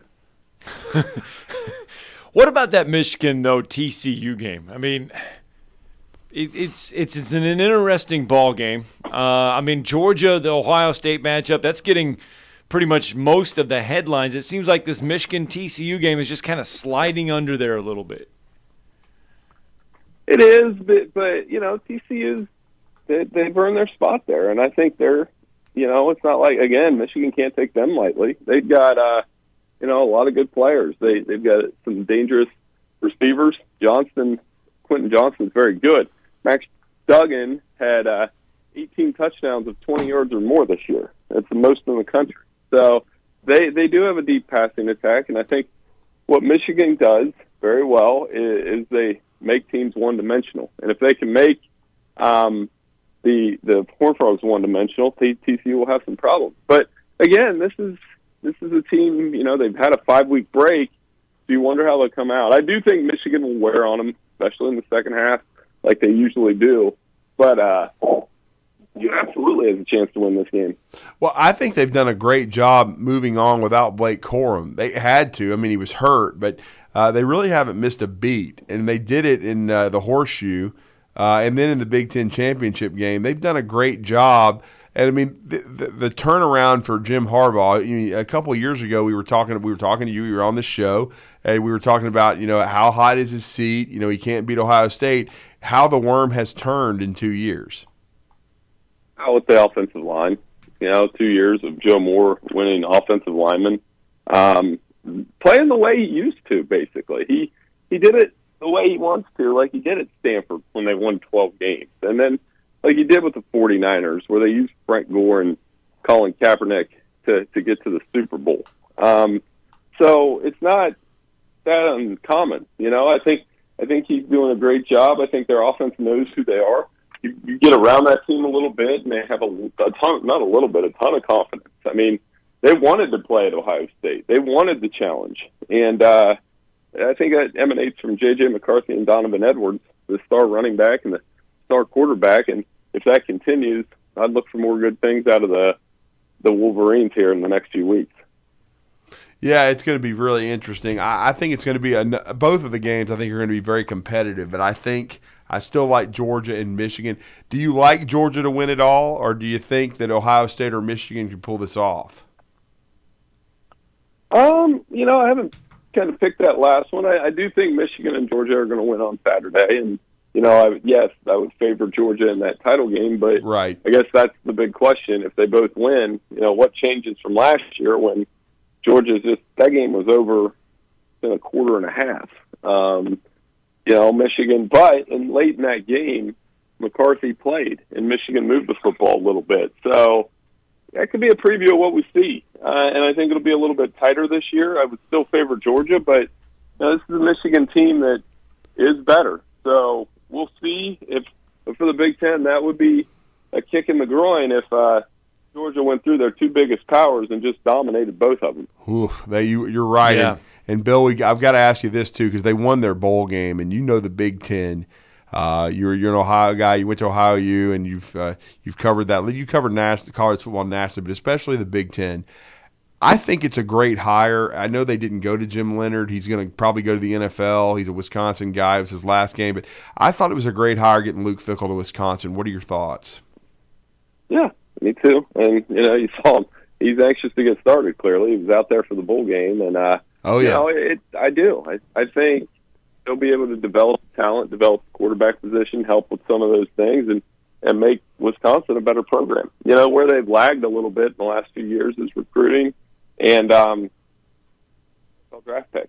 And as soon as that changes, I think Wisconsin will be right back there. I mean, I tell people this all the time, they have 6 best records among Power 5 schools in the playoff era, but they're the only one of those 6 that hasn't been to the playoffs. So I think definitely he'll be an improvement for the program.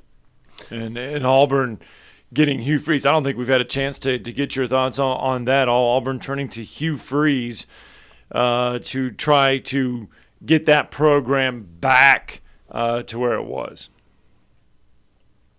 I certainly got started recruiting, showed that he can flip kids and do those kind of things, and that's a good start. And that's where, again, it's kind of like Wisconsin. They lagged in recruiting a little bit. And for Hugh Freeze, we know he can coach offense. We know he has a scheme that works. We know he can coach in the SEC. He just can't get in trouble this time. And I think Auburn, it might take a minute, but they'll get serious again. And he's a coach that, Nick Saban knows it. I think he's the only coach that has beat Nick Saban in the regular season in back-to-back years. 14 in the and playoff 15. era. So, yeah, they almost got him a third time. So, yeah, I think that's something that Auburn is getting serious again, and it should be interesting to see. Well, Bill, I'm going to put you on the spot here because this is what our show, the topic of it today has been, and I'm going to give credit to Brandon and Scott because Scott has been planning this show, and then Brandon gave us the idea 2 years ago. We named Dan Woken, as we call him on this show. Our final show of the year. We do this every year. Dan Woken, a.k.a. Woken, of USA Today, was the moron of the year 2 years ago. Last year we had Rob Manfred, as Scott said, the commissioner of baseball, for moving the Major League Baseball All-Star Game out of Atlanta. Do you have a moron of the year in sports? It goes to the person that did the just a dumb in your thing. mind, that did a dumb thing that they shouldn't have done. That's a tough one, man. Well, I don't off the top of my head. I don't think anybody. That's a good category, though. I mean, let me know who you guys come up with, and maybe next time. We put our favorite is Jimbo Fisher right now for his comments towards Nick Saban. Come on, and then he lied Fisher down there, and then they were terrible. I mean, come on, Jimbo. That was not a smart move. That's a good pick. I'll give you that one for sure. And we put the Rose Bowl in there for kind of. I like Jimbo out of the ones you gave me there. So I put a light vote for him. I mean, you don't want to talk to Saban and then go roll out a 5-7 season. Yeah, and finish 13th in the SEC. Yeah. I mean, come on. Yeah, that'll do it. But man, yeah. You let me know who wins for sure. Oh, well, we will. And, Bill, enjoy the college football playoff tomorrow. Enjoy the football tonight. As you said, you will be in Los Angeles for the finals. We are envious of that. Enjoy safe travels. And, again, Happy New Year to you and your family. Thank you for the intel and the thoughts on college football. We always appreciate it. And, again, it's great to speak with you. Hey, yeah, no problem. Happy New Year, guys. Have a great enjoy the games, and maybe we'll talk next week. I appreciate you guys. Take care. All right. Thanks, Bill. Bill Bender with us. At Bill Bender 92 on Twitter, everybody. So he's put a vote in for Jimbo Fisher. Yep. Dirt Neck is running away with this. Brandon, where are you? We need you to call and put in your pick for this. This is your award that you started, son. Let's get that final break in when we come back here. Tomorrow's headlines today. 97.7 ESPN The Zone. In football and in finance, the best offense is a good defense. Neighbors Wealth Management has joined forces with Alliance Group to provide Alabamans with world-class financial service on both sides of the ball. Get the expertise to grow your wealth and protect your assets all under one roof. Give us a call and let's work together to turn your personal financial franchise into a perennial powerhouse. 256-469-2324 or visit us at neighborswealthmanagement.com. That number again is 256-469-2324 or neighborswealthmanagement.com.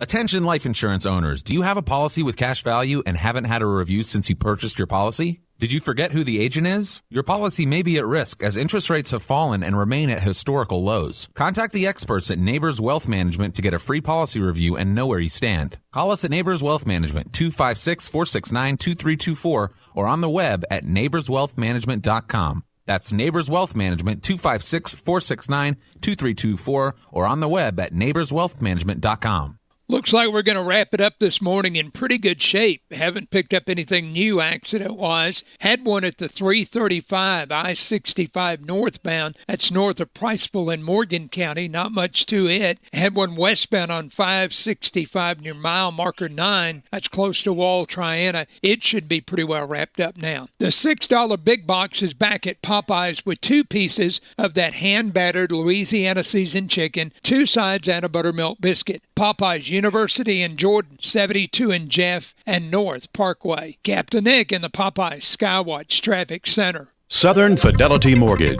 Think of them as a loan for everyone, offering more products than anyone else and the guaranteed lowest rates and costs in town. Of the 2,000 loans that Southern Fidelity Mortgage has pre-approved over the last 10 years, all but one have closed. That's unprecedented in the banking business. For FHA, VA, rural development, and conventional mortgages, for the best mortgage experience in town, it's Southern Fidelity Mortgage. Call Southern Fidelity Mortgage Company at 256-656-5936. You want the right specialist for your recovery. At SportsMed Orthopedic Surgery and Spine Center, we understand every body is different. Your muscles and bones are unique, as is your body. Our SportsMed specialists offer innovative treatments and minimally invasive procedures, allowing you to quickly return to the life you love. Locations in Huntsville, Madison, Athens, and Decatur, and on the web at sportsmedalabama.com. Improving performance, improving lives. What does it mean to be a part of the Southeastern Conference? That you paint your body, your car, and your dog your school colors? Maybe. But it means more than that.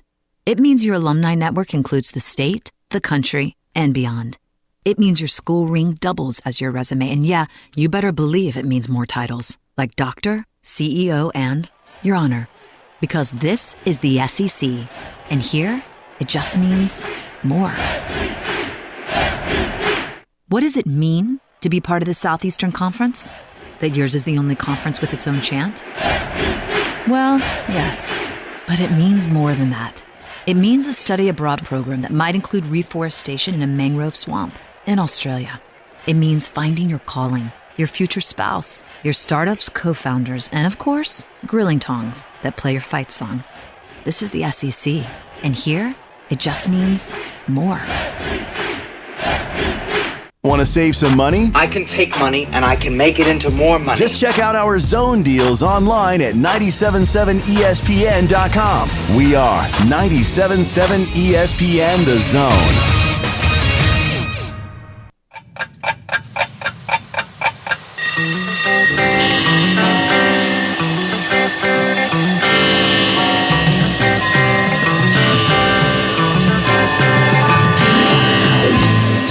It's time for tomorrow's headlines today with Scott Tyson and Drew DeArmond on 97.7 ESPN The Zone.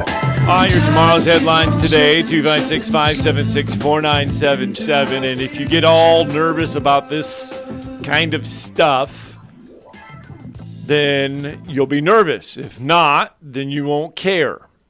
Here are your officiating assignments for the college football playoff in the New Year's Six games, okay? So tomorrow morning in the Sugar Bowl, Drew, your favorite conference. Yeah. Well, no, not your favorite. Maybe second favorite conference will be officiating that game. The Big Ten will be officiating the Bama-Kansas State game. The Big Ten crews will be officiating that one. I'm sure Kevin Warren gave him a great crew. Tonight in the Orange Bowl, Clemson and Tennessee, the Big Ten will be officiating that game.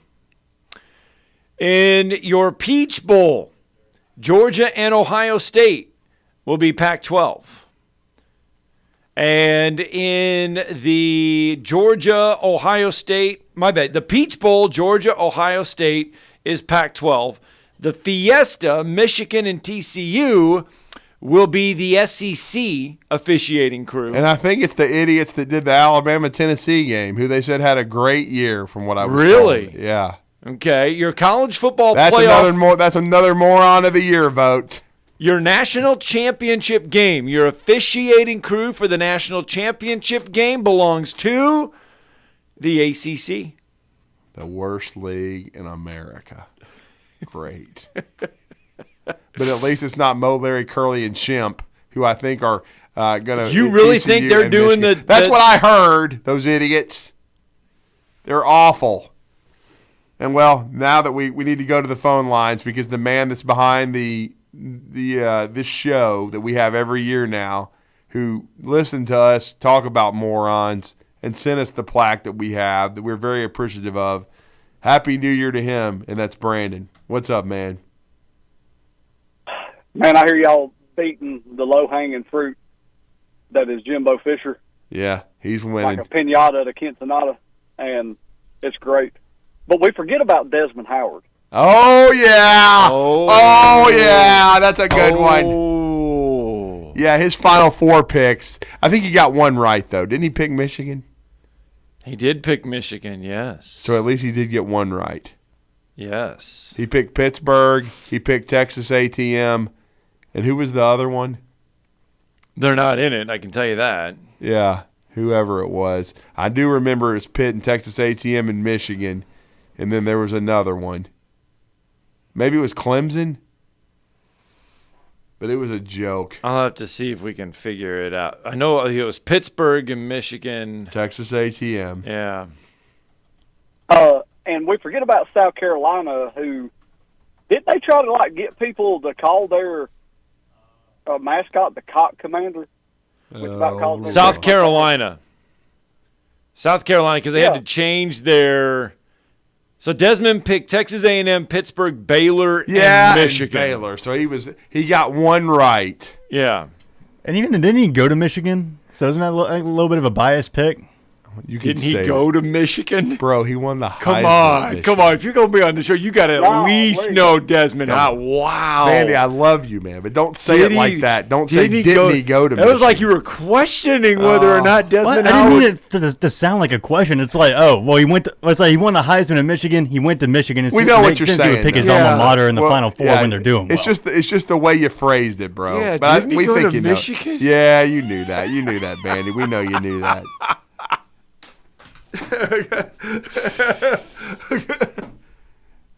So, Brandon, who is your nominee?